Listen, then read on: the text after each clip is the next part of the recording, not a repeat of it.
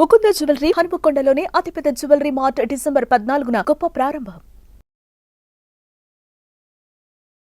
Welcome to iDream media. So జనరల్గా psoriasis అండి, ఇది స్కిన్ ఇష్యూ, చాలామందిని ఇబ్బంది పెడుతూ ఉన్న సమస్య ఇది. సో అసలు ఏంటిది? ఇది ఆటో ఇమ్యూన్ డిసీజ్ అంటున్నారు. సో దీన్ని ఎలా తగ్గించుకోవాలి? మరి వెజిటేబుల్ థెరపీ దీని గురించి ఏం చెప్తుంది? వివరాలు తెలుసుకుందాం. ఈరోజు మనతో పాటు ఉన్నారు ప్రముఖ వెజిటేబుల్ థెరపిస్ట్ అండి, sun spiritual society founder Vikramaditya Guruji garu. Guruji నమస్తే అండి. సూర్యోస్మితల్లి.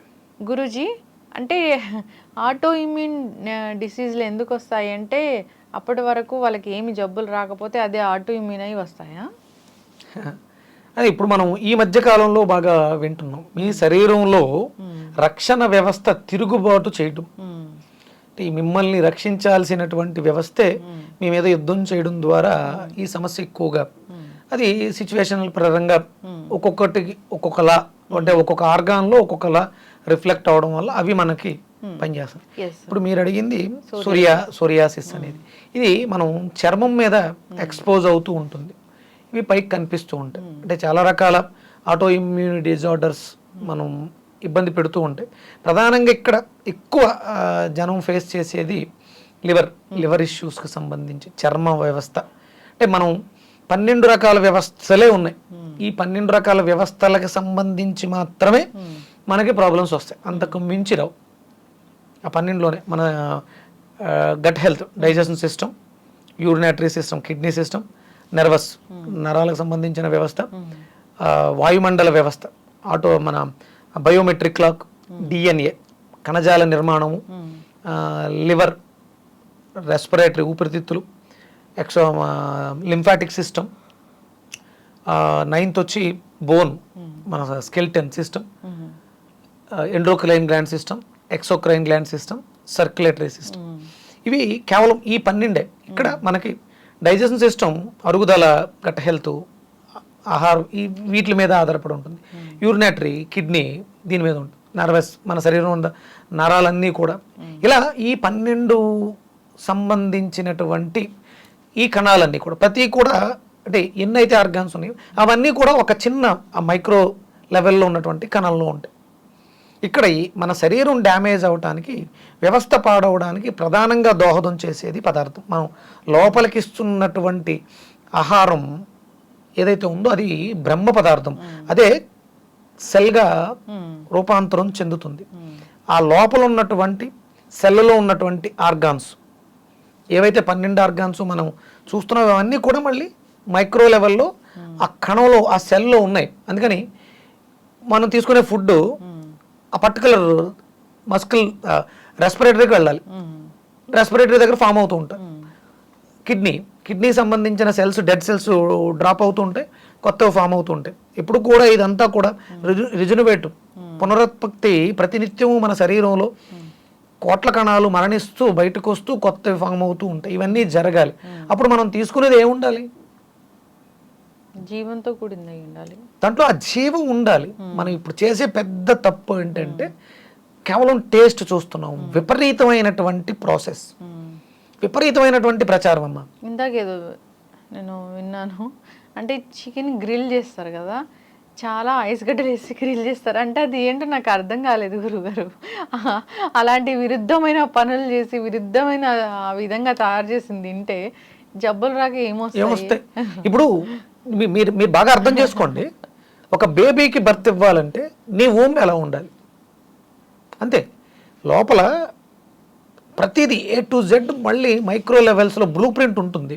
హార్ట్, ఇప్పుడు కొన్ని లక్షల కణాలు ట్రావెల్ చేస్తూ ఉంటాయమ్మా. ఒక హార్ట్ దగ్గరకి డెడ్ సెల్స్ డ్యామేజ్ అవుతూ ఉంటాయిగా, అప్పుడు మరి కొత్త ఫామ్ అవ్వాలి. ఎంత పెద్ద వ్యవస్థ నడుస్తుంది లోపల. హార్ట్కి సంబంధించినవి మాత్రమే అక్కడ కేంద్రీకరించి మళ్ళీ ఫ్రెష్ సెల్స్ ఫామ్ అయితేనే హార్ట్ బాగుంటుంది. మనం పుట్టినప్పుడు ఉండే గోళ్ళ, మనం పుట్టినప్పుడు ఉన్నటువంటి వెంట్రుకల, అంటే ఎప్పటికప్పుడు ఇది ఫార్మేషన్ జరుగుతుంది.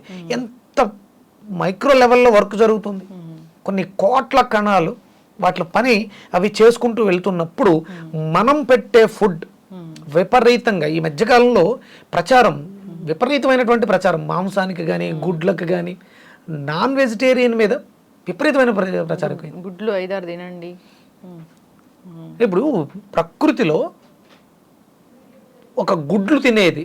అంటే ఇప్పుడు మనం చూపిస్తాం చెట్ల మీద పాకి పాము, అది దాని సహజ లక్షణం, దాని ప్రధానమైనటువంటి ఆహారం అయితే జంతువుల్ని మింగేస్తుంది, దానికి ఆ వ్యవస్థ ఉంది. అది పిట్టలా మింగేస్తే ఆ వేస్ట్ అంతా కూడా బయటకు వస్తుంది, కేవలం అందులో ఉండే ఎనర్జీని మాత్రమే అది స్వీకరిస్తుంది. అది ఒక కుళ్ళిపోయిన జంతువుని మింగదే, చనిపోయిన తర్వాత ఏ జీవి కూడా చూడు, మీరు అప్పటికప్పుడు వేటాడుతుంది, తినేస్తుంది, వెళ్ళిపోతుంది. అది చచ్చిపోయి ఉందని తీసుకెళ్ళి ఇంట్లో దాచుకుని ఫ్రిడ్జ్లో పెట్టి వండుకుని ఏ సింహం కూడా తిందు. అంటే దానికి ఉన్నటువంటి స్పృహ కూడా మనకు లేదు. విపరీతంగా అంటే లోపల ఏదైతే వ్యవస్థ ఆరోగ్యకరంగా ఉండడానికి కావాలో దాన్ని ఇవ్వకుండా మనం పాడు చేస్తున్నాం కాబట్టి ఈ ఆటో ఇమ్యూన్ డిజార్డర్ మనకి వస్తుంది. సోరియాసిస్ వచ్చింది, ఎట్లా తగ్గించుకోవాలి గురువుగారు? మీరు ఫిల్టర్, లోపల వ్యర్థాలు ఎక్కువైపోయినాయి, అందుకని కన్ఫ్యూజన్లో ఉన్నాయి. ఈ కన్ఫ్యూజన్ పోవాలి అంటే వీటిలన్నింటినీ కూడా బయటికి గెంటేయాలి. బయటికి గెంటాలంటే మన ఎండోక్రైన్ గ్లాండ్ సిస్టమ్ ఎలా పనిచేస్తుంది, మన లివర్ సిస్టమ్, వ్యర్థాలని ఫిల్టర్ చేసే లివర్ సిస్టమ్ ఎలా పనిచేస్తుంది, వీటి మీద దృష్టి పెట్టాలి. ఆటో ఇమ్యూనిటీ అనేది మిమ్మల్ని ఇబ్బంది పెడుతుంది, చర్మ వ్యవస్థ పాడైపోయింది అన్నప్పుడు endocrine gland cleaner, hormonal balance, మానసిక స్థితి, ఇవి మనం కాంబినేషన్ ఇస్తాం. దొండకాయ లివర్ ఫిల్టరేషన్, ఎండోక్రైన్ గ్లాండ్ నిమ్మకాయ, అలాగే బాడీలో వాయుమండల వ్యవస్థ, మనస్సు, ఇవన్నీ చాలా చాలా ఇబ్బందికరంగా ఉంది. ఇవి మూడు కాంబినేషన్ తీసుకోవడం వల్ల మీ బాడీ అద్భుతంగా ఫిల్టర్ అవుతుందమ్మా, చాలా అద్భుతంగా. మనసు అంటే విపరీతంగా తినేయాలని క్రేవింగ్స్ ఉంటాయి ఆటో ఇమ్యూనిటీ ఉన్న వాళ్ళకి, విపరీతమైన ఆకలి, ఎంత తిన్నా తృప్తి ఉండదు. వీటి నుంచి ఒక అద్భుతమైనటువంటి ఉపశమనం లభిస్తుంది. దొండకాయ, పొట్లకాయ, నిమ్మకాయ కాంబినేషన్. ఒకవేళ మీకు పొట్లకాయ దొరకలేదు, నిమ్మకాయ, దొండకాయ తీసుకోవడం ద్వారా కూడా తగ్గుతుంది. పొట్లకాయ కూడా తీసుకుంటే చాలా మంచిది. అలాగే సర్క్యులేటరీ సిస్టమ్, దాన్ని కూడా మనం మెరుగుపరచుకోవడం, మన బాడీలో ఎసిడిక్ నేచర్ని ఆల్కలైన్ చేయగలిగితే, మ్యాక్సిమం ఎసిడిక్ నేచర్ ఆల్కలైన్ అయిపోతే ఈ సమస్య నుంచి బయటపడిపోతారు.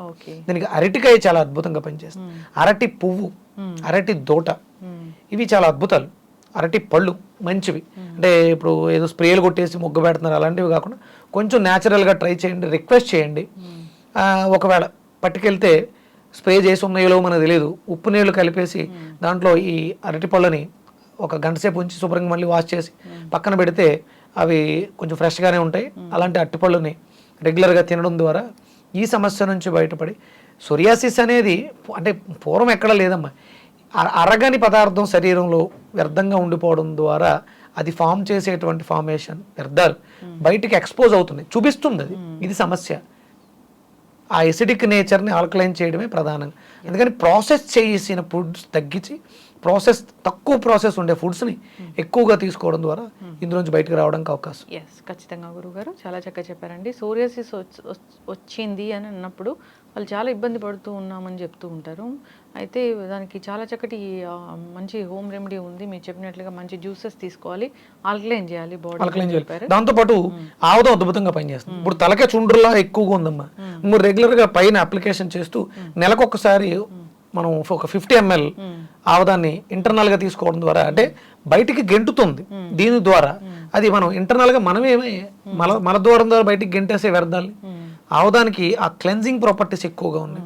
ఆముదాన్ని విరివిగా, మంచి ఆముదాన్ని విరివిగా వాడడం ద్వారా, అంటే నెలకొకసారి 50 ml తీసుకుంటే ఒక 5-6 మంచి మోషన్స్ అవుతాయి. లేదా అలా తీసుకోలేము అనుకుంటే డైలీ ఒక 2 స్పూన్స్ నైట్ పడుకునేటప్పుడు అన్ని పనులు పూర్తి చేసుకుని ఒక 10-15 నిమిషాలు బాగా పుక్కిలించి గోరువెచ్చటి నీళ్లు తాగడం ద్వారా ఈ సమస్య నుంచి బయటపడవచ్చు. చక్కటి ఇన్ఫర్మేషన్ గురువుగారు. సోరియాసిస్ అనేది ఒక ఆటోఇమ్యూన్ డిసీజ్ లాగా ఉంటుంది, ఇబ్బంది పెడుతూ ఉంటుందని చెప్తూ ఉంటారు. సో దాన్ని ఈ విధంగా తగ్గించుకోవచ్చు. సో ఇబ్బంది పడుతున్న వాళ్ళు కాంటాక్ట్ చేయాలని కోరుకున్నాం. చక్కటి ఇన్ఫర్మేషన్ అండి, ధన్యవాదాలు. సూర్యస్మిత.